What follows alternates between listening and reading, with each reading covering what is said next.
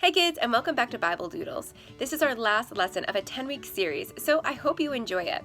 We are going to be continuing the story of Daniel. Remember Daniel interpreted King Nebuchadnezzar's dream?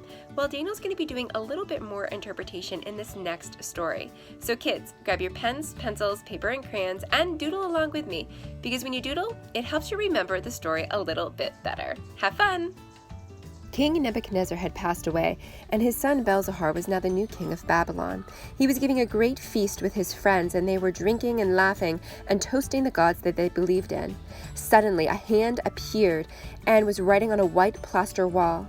The king turned pale, his knees shook, and a faint voice, he called for a wise man to tell him what the words meant.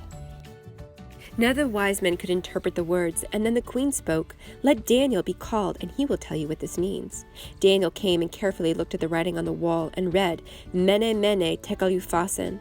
He said, "Mene means the number of days that you reign are numbered. Tekel means the weight you have been weighed in moral balance and found wanting. Upharsin means division. Your kingdom will be divided between the Medes and the Persians." Words that Daniel spoke were true. That very night the king of Babylon, Belzahar, died, and Darius, the king of the Medes, took possession over the kingdom of Babylon. Darius the Mede was so impressed by Daniel's wisdom that he appointed him the most powerful man in the kingdom after himself. Daniel's new position of authority made other officials very jealous, and they plotted to bring Daniel to a downfall. But try as they might, they could find no fault. "The only way we can harm him," they said to each other, "is to try and make him do something against the law of his God." At their request, Darius, the new king, issued a ruling for the next 30 days that no one should pray to any god except to the king himself. Any man found disobeying this new law would be thrown into the lion's den. Daniel had heard of the new law that he was only supposed to worship the king, but instead he continued to pray to his God 3 times a day before his open window, which looked towards Jerusalem and was in full view of the street. His enemies gathered outside to watch, and then they went triumphantly to the king to report that he had broken the law. When King Darius had heard what Daniel had done, he was dismayed that his favorite official should be made a victim of the law that he had just created, but there was nothing he could do to save him. With a heavy heart, he gave orders for Daniel to be thrown into the lion's den. "Your God will save you," he yelled to Daniel. And then King Darius turned away and hid in his sorrows.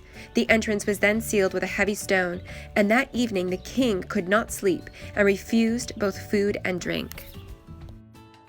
Early the next morning, the king hurried to where the lion's den was and had the stone removed. "Daniel, Daniel," he called, "has your God protected you? The Lord has sent his angel to stand beside me, and the lions have left me untouched." Darius was so overjoyed that he gave orders for Daniel to be released. Daniel was lifted out of the lion's den, unharmed and unafraid, for he knew that God was with him. Kids, I hope you all enjoyed the story of Daniel and the lion's den and the incredible faith that he had in God. So I'm going to be taking a break from teaching Sunday school for a while, and I'm really going to miss it.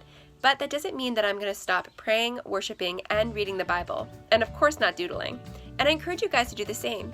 Anytime you read the Bible, I encourage you to draw a picture of what you learned to help you remember a little bit better. So kids, I hope you all have a wonderful summer, and I hope to see you all at our new church location at the Marble Museum in Proctor. Have a wonderful summer, guys. Bye-bye.